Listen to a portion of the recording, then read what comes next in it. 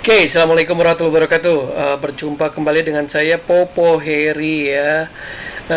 Kita akan membuat berbincang-bincang tentang sebuah tema yang menarik yang sekarang lagi viral. Jadi dikabarkan Daniel Mananta masuk Islam ya. Apakah benar gitu kan? Banyak terjadi hoax yang di luaran sana. Apakah benar seorang Daniel Mananta itu masuk Islam? Di situ dia sering bertemu dengan para ustadz di channelnya di Daniel Mananta. Kemudian di sini saya akan menuturkan di sebuah channel Dikasih Solusi ya. Anda silakan cari sendiri di YouTube Dikasih Solusi. Itu ada obrolan dengan Daniel Mananta juga di channel YouTube-nya Daniel Mananta. Dia sering bertemu dengan para ustadz ya. Ada Ustadz Felix Yao, kemudian ada Habib Jafar, kemudian ada Ustadz Abdul Somad yang paling fenomenal yang lagi diisukan beliau masuk Islam, perjalanan spiritualnya gitu kan. Apakah benar gitu kan?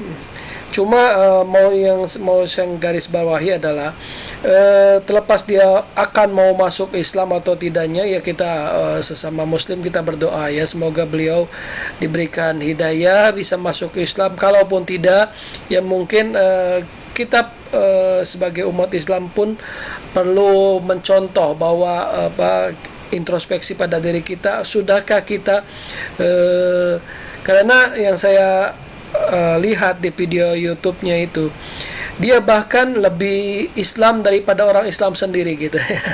Coba Anda cek aja di channel YouTube-nya di Daniel Mananta atau di Kasih Solusi,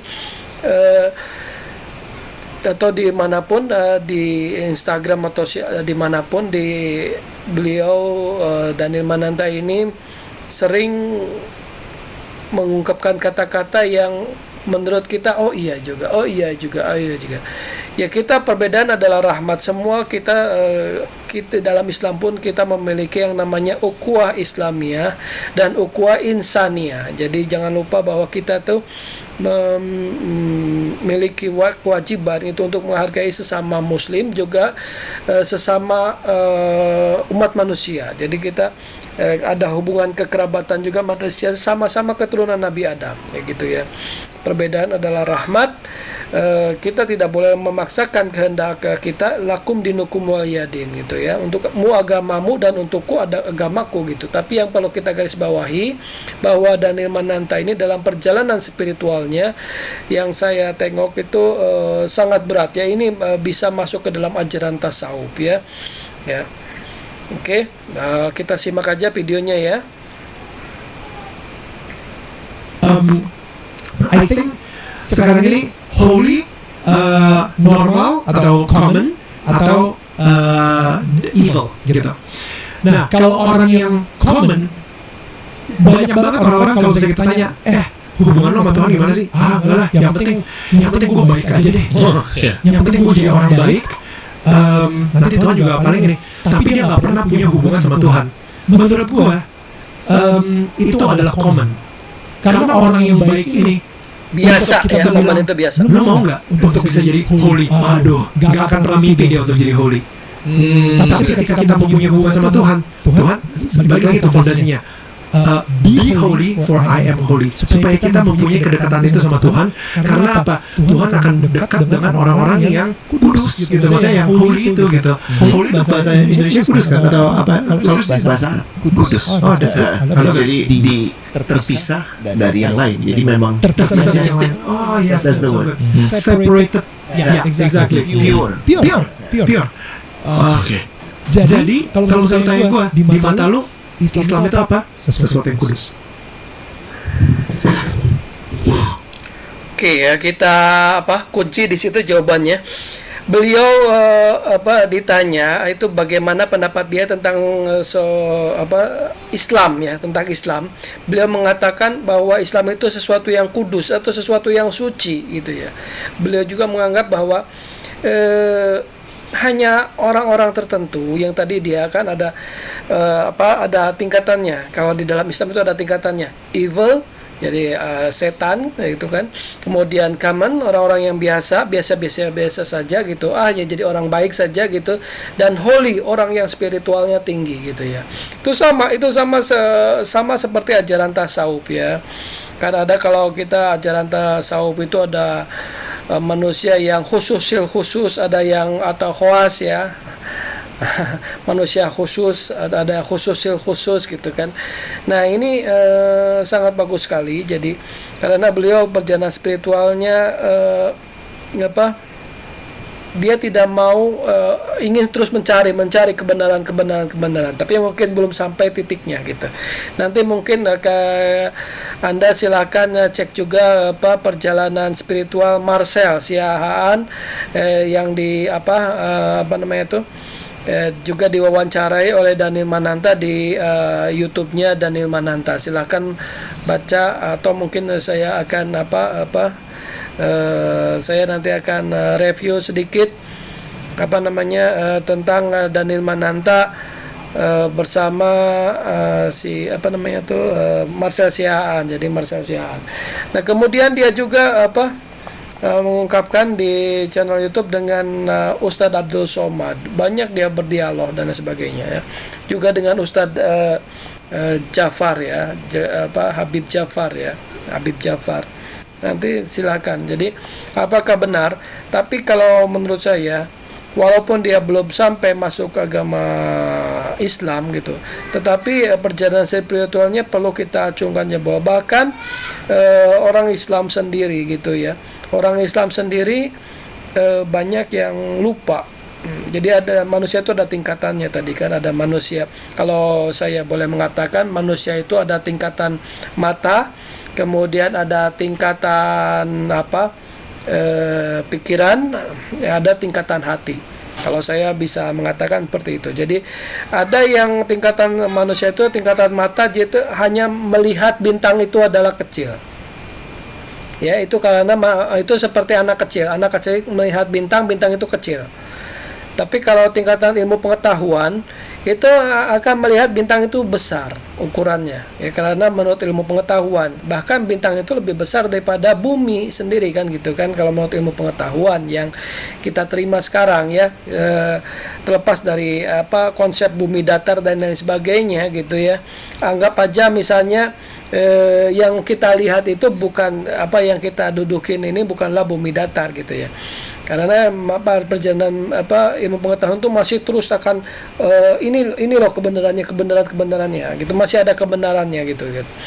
Karena kita belum sampai ilmunya gitu kan.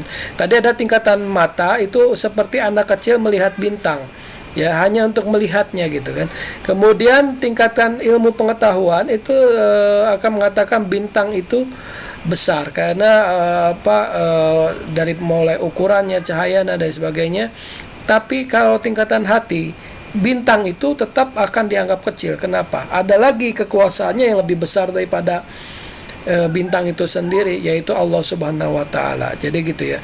Jadi ini hampir sama dengan kisah-kisah tasawuf ya, kisah-kisah tasawuf. Kita mungkin lanjutkan lagi. Ini videonya lumayan menarik di akhirnya dia. Masya Allah. Diam loh langsung. Oke. Gue merinding. Oke, berarti kebuang tuh stigma-stigma negatif yang lo dapet tuh bang. Begini. Gue gak tahu deh. Apa memang ternyata itu yang disibukkan adalah dari orang-orang dalam itu sendiri? Menurut gue udah terjawab sih. Iya. It's complete. Iya.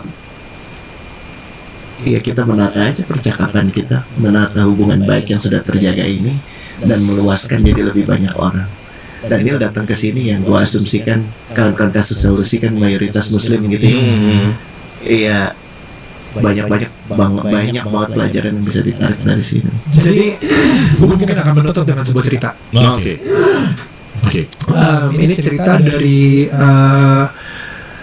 Buddhis, dibikinnya 500 sebelum Masehi, tapi dibuat juga oleh Rumi, tentang gajah dan orang-orang buta. Pernah dengar? Yang mana? Beautiful. Jadi ceritanya ini di zaman dulu ya, ini 500 sebelum Masehi gitu ya. Nah, jadi ada sekelompok orang-orang buta yang mendengar dari orang-orang kota lainnya bahwa akan ada gajah yang datang ke kota tersebut. Mereka semua bilang, wow, ini gajah itu akan seperti apa bentuknya ya? Ini itu binatang apa? Ini pertama kali ini kita nggak pernah tahu gajah itu bentuknya seperti apa. Ya udah, kita datangin yuk si gajah tersebut. Kita lihat yuk. Akhirnya mereka mulai ngeraba-raba. Oke. Nah, orang buta yang meraba belalainya, saya ngerti sekarang gajah itu bentuknya seperti binatang ular. Oh iya, karena belalainya aja tuh dipegang tuh. Habis itu orang yang lagi megang kakinya, enggak. Gajah itu seperti batang pohon, kuat banget. Habis itu orang yang lagi megang badannya bisa bilang, orang buta yang megang badannya, enggak. Gajah itu bentuknya seperti tembok, rata. Orang yang lagi megang gadingnya, gak mungkin. Gajah itu seperti tombak, tajam banget dan halus sekali. Dari cerita tersebut, gue ngeliat itulah cinta kasih Tuhan. Gajah itu adalah cinta kasih Tuhan. Dan ternyata cinta kasih Tuhan itu ke orang tuh beda-beda banget.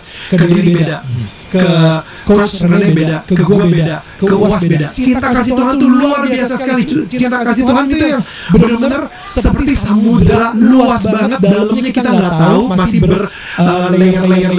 layer. Dan kita memformulasikan Tuhan atau cinta kasih Tuhan dengan cuma bilang, enggak, dia itu seperti belalai. Itu kan bukan cinta kasih Tuhan yang lengkap. Terlalu sempit untuk kita cuma fokusnya sama itu. Nah, untuk kita mendapatkan cinta kasih Tuhan yang begitu besar dan begitu megah seperti luas samudra, ya kita ajak ngobrol lah orang buta yang lain.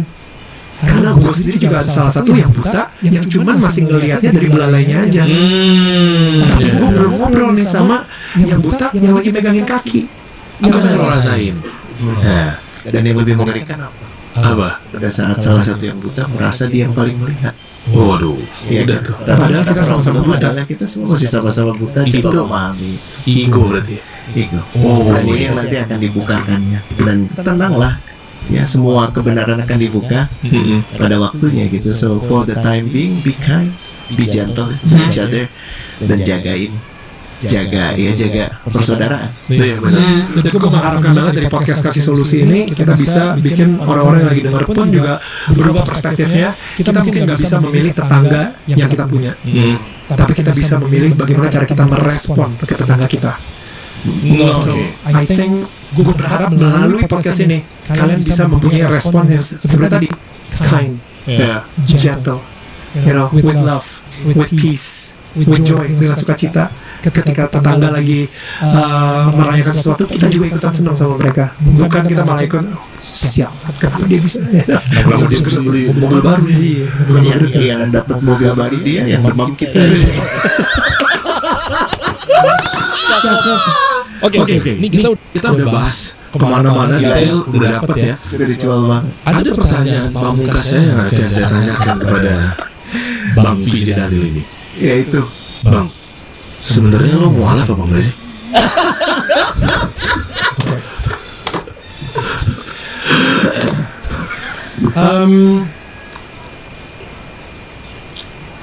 Kita tunggu setelah satu Kasih Solusi. Oke, jadi sepertinya memang belum mualaf. Jadi kan hoax yang beredar itu masih hoax. Jadi PJ Daniel belum mualaf. Cuma beliau ini mungkin lebih banyak bergaul dengan orang-orang yang tasawuf gitu kan. Kalau ustadz pun ustadz yang tasawuf dan itu sebetulnya kita harus hargai gitu. Islam itu cinta damai. Kita tidak boleh merasa benar sendiri. Ingat, kita tidak boleh merasa benar sendiri, yang lain salah. Nggak boleh. Ya, jadi, ini mazhab saya paling benar. Ini mazhab ini yang lain kafir. Mazhab ini tidak boleh. Misalnya, mohon maaf nih ya, mohon maaf. Jadi ada juga di sekitar saya mengatakan jamaah tabligh itu ini katanya suka menelantarkan rumah tangganya. Itu nggak boleh, guys. Gak boleh. Siapa tahu yang dijelekan itu lebih baik dari Anda gitu. Jadi mohon maaf. Ada juga yang mengatakan jamaah tabligh ini sering meninggalkan keluarganya gitu, tidak mengurus keluarga. Siapa bilang? Teman saya, mohon maaf saya cerita saja, Pak Budi itu istrinya diajak, Mas Turo diajak keliling dunia, sudah ke India, kemana, ke Thailand, kemana gitu kan, sudah banyak. Jadi diajak istrinya gitu, sudah ke mungkin seluruh Indonesia, hampir di setiap pulau mungkin sudah didatangin gitu ya. Jadi ke India berapa kali, beliau juga pengen ke Jepang, ke Afrika, teman-temannya ya, teman-teman yang setahu saya di Jamaah Tabligh, karena saya juga pernah khuruj di Jamaah Tabligh gitu kan. Betul-betul kalau itikaf itu betul-betul dijaga, misalnya masjid bukan tidur gitu, tidur di selasar ini nggak boleh di dalam masjidnya gitu, di selasar di di luar gitu kan. Itu pun ada adab-adabnya, dia belajar di Jamaah Tabligh. Makanya di tetangga saya, mohon maaf, ada yang menjelekan Jamaah Tabligh gitu kan, mohon maaf, karena mereka tidak tahu gitu, tidak tahu dan tidak pernah merasakannya gitu kan. Kalau Jamaah Tabligh itu saya mengalami sendiri gitu kan, diajarkan tata cara adab-adab tidur, ada mandi ayat gitu ya, mandi ayat. Jadi misalnya wudhu dulu dan lain sebagainya, sholat 2 rakaat, kemudian bacaan itu diajarkan semua. Kemudian wudhu tidur pun miring ke kanan, kemudian lampu dimatikan, kemudian ya tadi sholat dulu, wudhu dulu, kemudian ya wudhu dulu, sholat dulu, kemudian berdoa sekian itu diajarkan di Jamaah Tabligh gitu, dan dipraktekkan, bukan hanya diajarkan, bukan lip service kita ngomongin ini harus begini, dipraktekkan setiap hari. Misalnya sebelum tidur itu membaca ayat kursi, kemudian falak binas, kemudian itu semuanya tuntunan semua gitu. Kemudian siapa bilang meninggalkan anak istrinya di bawah untuk adapun misalnya keluarga lain, misalnya belum hidayah gitu, sudah diajak tapi belum hidayah, karena tidak boleh ada paksaan. Jadi bagusnya itu karena tidak memaksa, jadi tidak ada unsur politis di Jamaah Tabligh. Bukan saya menganggap berpaham mazhab, kalau saya itu semua, saya belajar tentang apa itu Jamaah Tabligh, tapi saya juga tablighi ya, disebutnya tablighi. Kemudian saya juga belajar salafi, belajar juga apa itu Khawarij, belajar juga Syiah, belajar juga LDII, belajar NU, Muhammadiyah, saya masuk juga, Persis juga masuk. Itu yang salah itu misalnya NU menjelekan Muhammadiyah dan Muhammadiyah menjelekan NU, atau Persis menjelekan Muhammadiyah atau Persis menjelekan NU, NU menjelekan Persis. Itu nggak boleh merasa benar sendiri. Itu sesuai dengan dari perkataan dari Ali bin Abi Thalib, bukan termasuk golonganku kalau bukan ya. Jadi Ali bin Abi Thalib pernah mengquotes itu ya, bukan termasuk golonganku orang yang merasa benar sendiri. Nah, ini bersepaham dengan Daniel Mananta ini. Daniel Mananta ini mengatakan tadi ada seseorang, kita ini semua buta. Saya buta, orang Islam buta, orang Kristen buta, orang Hindu Buddha buta. Kemudian paham NU juga buta, paham Persis buta, paham Jamaah Tabligh juga buta. Kita semua orang buta.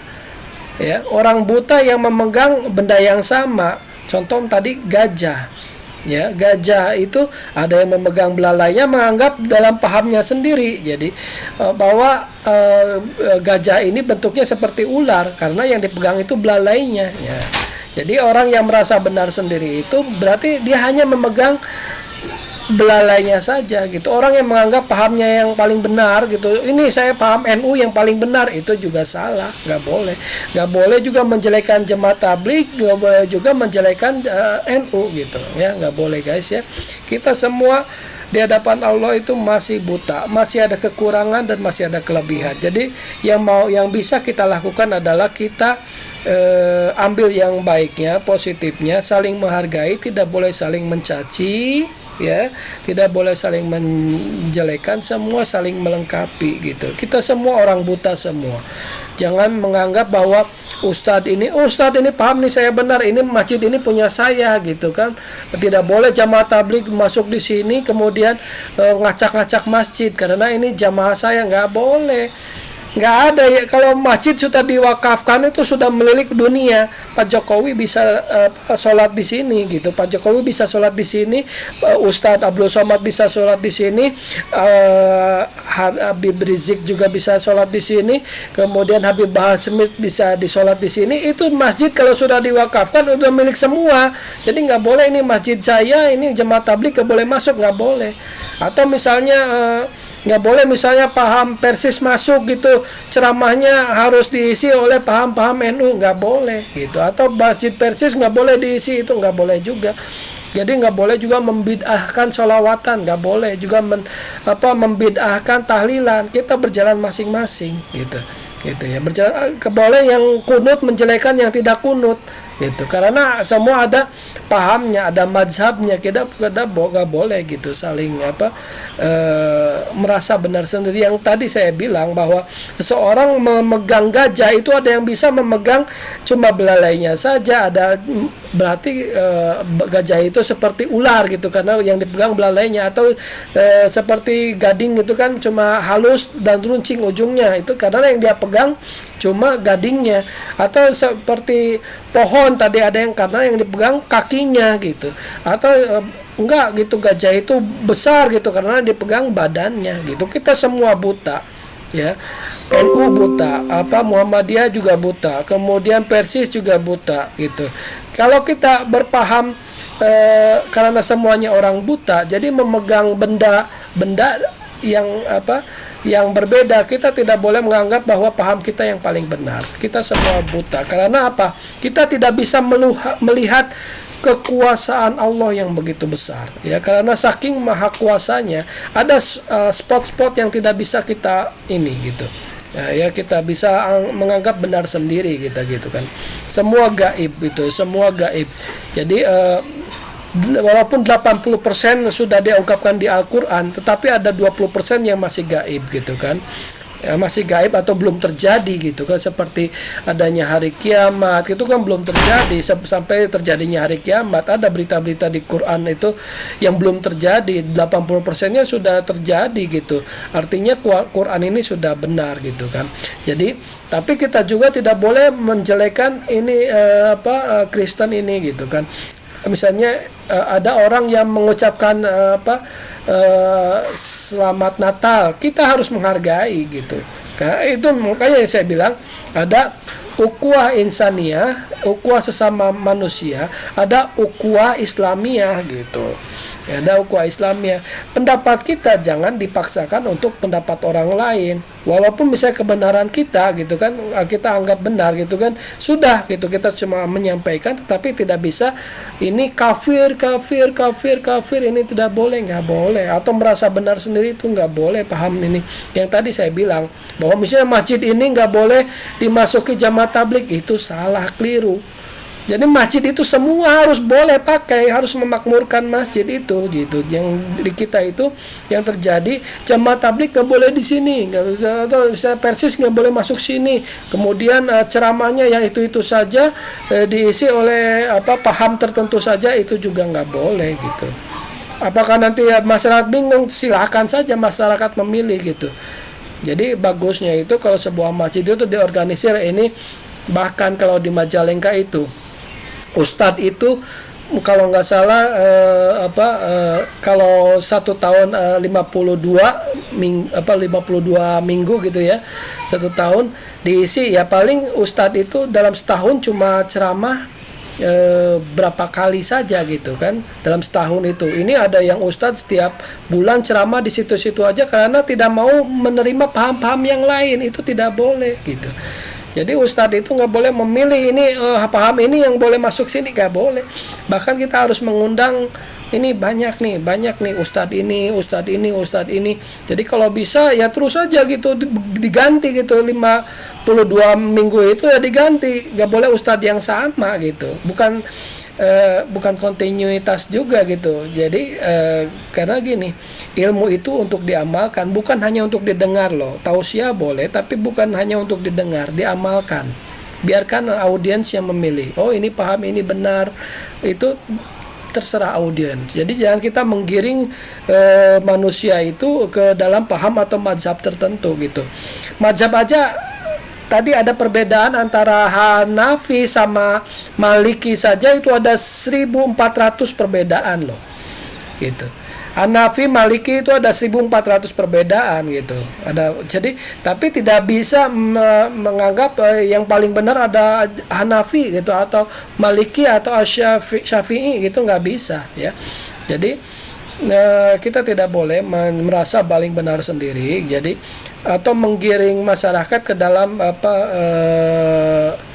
pandangan yang menurut dia paham dia paling benar, kemudian dikotak-kotakan atau pengurusnya hanya memilih ini kita masjid ini hanya boleh diisi oleh orang NU gitu, nggak boleh juga ya.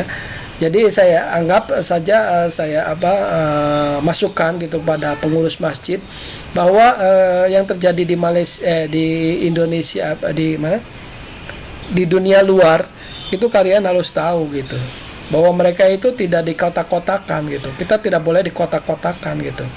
Jadi Islam itu ya rahmatan lil alamin gitu. Bukan rahmatan lil Arabin, bukan rahmatan lil NU-in, bukan rahmatan lil Persisin gitu kan. Tidak boleh kita bergolong-golongan atau bermazhab-mazhab. Yang itu yang kata Ali bin Abi Thalib pernah bilang bahwa bukan termasuk golonganku yang merasa pahamnya paling benar ya. Yang merasa benar sendiri itu bukan termasuk golonganku. Itu kata Ali bin Abi Thalib yang paling dekat dengan Nabi gitu. Yang paling dekat dengan Nabi itu. Yang paling dekat dan disayang dan keturunannya dan lain sebagainya ya, yang sampai sekarang Habaib dan sebagainya, Husain dan Habib itu ya semua dari keturunan beliau. Yang paling dekat dengan Nabi ya Ali bin Abi Thalib, dan dia bilang, dan bahkan Nabi sendiri mengunggulkan, malah mengatakan karamallahu wajhah gitu kan ya, karamallahu wajhah. Jadi banyak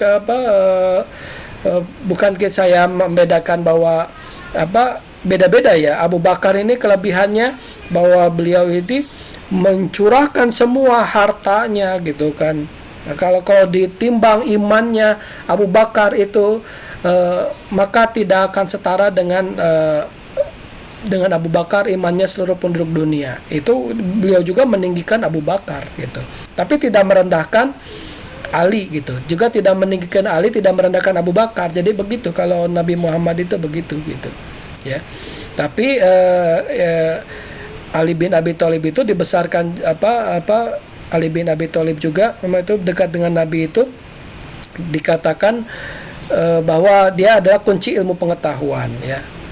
Maka ikutilah sunnahku dan sunnah khulafaur rasyidin, dan salah satunya Ali bin Abi Thalib.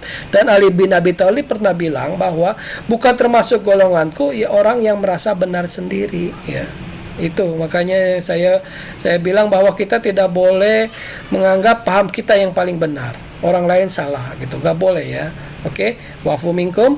Jadi silakan cek, dikasih solusi mungkin kalau ada nanti di channelnya Daniel Mananta. Saya tidak menghancurkan, tapi silahkan untuk introspeksi bahwa diri kita ini perlu diislamkan kembali. Kita bukan disuruh untuk convert Islam gitu kan, mengubah ke Islam, tapi yang betul ada revert to Islam. Jadi Islam sendiri harus diislamkan lagi pemikirannya, disucikan lagi pemikirannya, hatinya gitu. Apakah kita sudah benar gitu? Jangan kita merasa paham kita yang paling benar. Wa'fu minkum, billahi taufiq wal hidayah. Wassalamualaikum warahmatullahi wabarakatuh. See you, bye bye.